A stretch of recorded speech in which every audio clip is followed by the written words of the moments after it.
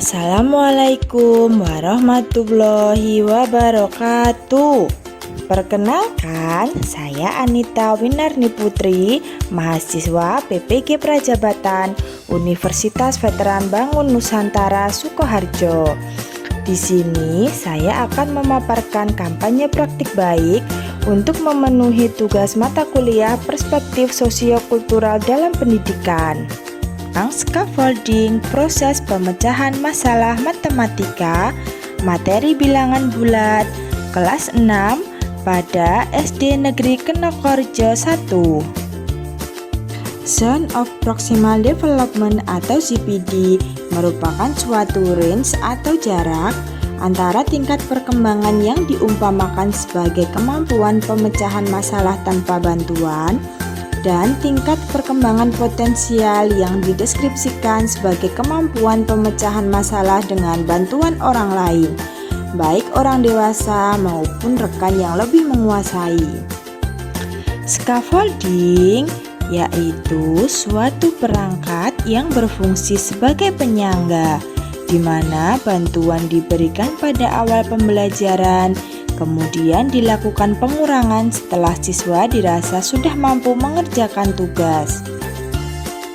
Bantuan yang diberikan dapat berupa petunjuk-petunjuk atau penjelasan yang memadai, atau dengan pemberian contoh atau model, atau pemberian berbagai pertanyaan serta melakukan pengembangan strategi dan bantuan-bantuan lain yang berguna untuk menyelesaikan permasalahan yang dihadapi. Permasalahan yang saya temukan pada SD tempat PPL saya yaitu siswa kelas 6 masih menemui banyak kendala dalam menyelesaikan soal campuran antara bilangan bulat positif dan negatif yang dikemas dalam bentuk soal cerita dan pemecahan masalah. Kesulitan-kesulitan yang dialami oleh siswa tidak hanya karena mereka tidak mampu melakukan perhitungan, tetapi juga ketidakmampuan dalam memahami dan melakukan pemodelan masalah matematika. Kampanye praktik baik ini memaparkan proses berpikir siswa pada materi bilangan bulat dengan pemberian scaffolding dengan menggunakan metode Angelary. Dalam metode Angelary ada 3 tingkatan dalam pemberian suatu scaffolding. Untuk tingkat 1 disebut dengan environmental provision, yakni memakai bahasa yang sudah diketahui dengan baik oleh siswa seperti dengan menyajikan banyak gambar. Sementara untuk tingkat 2 terdiri dari 3 bagian. Untuk yang pertama yaitu explaining. Pemahaman masalah menjadi penekanan yang akan dilakukan oleh siswa.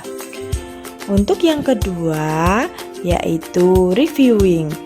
Siswa diarahkan untuk mengerjakan refleksi dan mengoreksi jawabannya. Dan yang terakhir, restructuring. Siswa mendapatkan pertanyaan yang bersifat pengarahan sehingga dapat mengkonstruksi rencana jawaban yang lebih tepat untuk menyelesaikan masalah yang sedang dikerjakan. Untuk tahapan yang ketiga yaitu developing conceptual thinking. Siswa diharapkan untuk menemukan solusi lain dalam memecahkan masalah dan diskusi tentang tanggapan berupa jawaban yang telah dibuat. Penerapan model Angelary dalam pembelajaran yaitu yang pertama melakukan asesmen diagnostik pada awal pembelajaran sehingga dapat mengetahui kemampuan awal siswa. Yang kedua, pembentukan kelompok sesuai dengan level kemampuan siswa yaitu tinggi, sedang, dan rendah. Yang ketiga, pemberian scaffolding berupa 3 tahap dalam model Angelary sesuai dengan level kemampuan siswa. Tahapan pertama pemberian scaffolding pada model Angelary yaitu environmental provision. dilakukan untuk semua level kemampuan siswa, yaitu dengan melihat video tentang pemodelan masalah matematika pada materi bilangan bulat.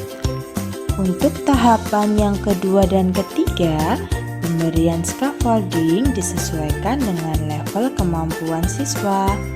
Tahap kedua pada siswa dengan level kemampuan tinggi ini di bagian explaining, yaitu dengan memberikan pertanyaan arahan agar siswa memahami maksud pertanyaan dari soal terkait bentuk matematika. Hasilnya, siswa mampu menuliskan bentuk matematika dari masalah yang diberikan. Masih pada tahap yang kedua, pada siswa dengan level kemampuan tinggi, pada bagian reviewing, siswa diminta untuk menyederhanakan model yang telah dituliskan agar lebih tepat. Dan hasilnya didapatkan bentuk model matematika yang tepat oleh siswa.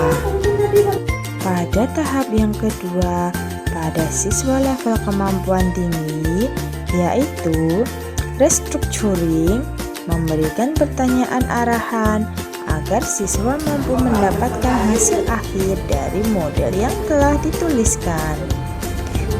Hasilnya, siswa mampu menentukan nilai akhir dengan perhitungan sederhana tanpa menuliskan langkah-langkah mendapatkannya. Tahap 3 pada siswa dengan level kemampuan tinggi, yaitu developing conceptual thinking. Pemberian stimulus dengan diskusi terkait jawaban siswa agar menemukan alternatif lain dalam menyelesaikan masalah tersebut. Hasilnya, siswa mampu merespon bantuan yang diberikan secara responsif dan tanpa kendala yang berarti. Pada tahap yang kedua, pada siswa dengan level kemampuan sedang, pada bagian explaining, yaitu dengan memberikan pertanyaan arahan agar siswa memahami maksud dari pertanyaan terkait bentuk matematika. Hasilnya, siswa mampu merespon bantuan yang diberikan secara responsif dan tanpa kendala yang berarti, tetapi belum bisa menuliskan bentuk matematikanya.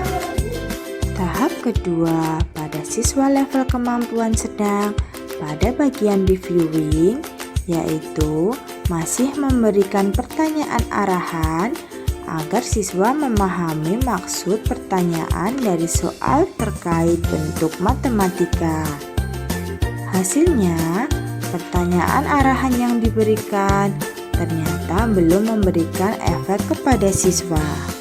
Tahap 2 pada siswa level kemampuan sedang, bagian restructuring, dengan memberikan pertanyaan arahan sebanyak 3 kali secara berulang-ulang. Dan hasilnya, siswa belum mampu menentukan hasil dengan benar. Tahapan yang terakhir pada siswa dengan kemampuan level sedang, yaitu pada tahap developing conceptual thinking, dengan memberikan pertanyaan arahan terkait jawaban siswa agar menemukan alternatif lain dalam menyelesaikan masalah. Dan hasilnya, siswa belum mampu memberikan alternatif lain dalam menyelesaikan masalah yang ditemui. Pada tahapan yang kedua, pada siswa dengan level kemampuan rendah, pada bagian explaining, yaitu meminta siswa untuk membaca ulang soal dan mencermati maksud dari soal. Hasilnya, siswa membaca ulang soal namun belum memahami soal tersebut. Maka, dilakukan stimulasi kembali, yaitu dengan meminta siswa untuk menyebutkan informasi apa yang diberikan pada soal. Dan hasilnya, siswa memahami soal dengan menyebutkan diketahui dan ditanyakan dari soal, namun belum mampu menuliskan bentuk matematikanya.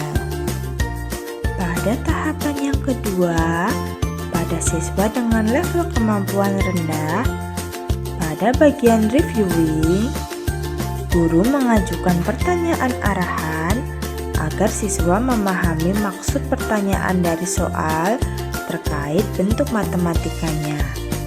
Dan hasilnya, siswa sudah mampu menuliskan bentuk matematika dari masalah yang diberikan. Tahap kedua, pada siswa dengan level kemampuan rendah, pada bagian restructuring, yaitu meminta siswa untuk menyederhanakan model matematika yang telah dituliskan agar lebih tepat. Hasilnya, siswa mampu menemukan model matematika setelah melalui 4 kali pertanyaan arahan. Tetapi, mereka belum bisa memberikan jawaban yang tepat. Tahap 3, pada siswa dengan level kemampuan rendah, yaitu developing conceptual thinking, tidak dilanjutkan dengan alasan siswa pada kategori ini belum mampu memberikan jawaban yang tepat. Kesimpulannya, hasil kegiatan ini menunjukkan bahwa terdapat perbedaan proses berpikir siswa dalam merespon permasalahan matematika yang mereka hadapi dengan bantuan scaffolding. Scaffolding yang diberikan kepada siswa pada kegiatan ini tergantung pada kebutuhan siswa sesuai dengan hasil analisis yang dilakukan. Pemberian bantuan dalam proses scaffolding ini tidak boleh terlalu banyak, karena siswa akan kurang mandiri dalam mengkonstruksi pengetahuannya jika terlalu banyak bantuan yang diberikan. Sekian kampanye praktik baik yang dapat saya bagikan. Semoga bermanfaat dan terima kasih. Wassalamualaikum warahmatullahi wabarakatuh.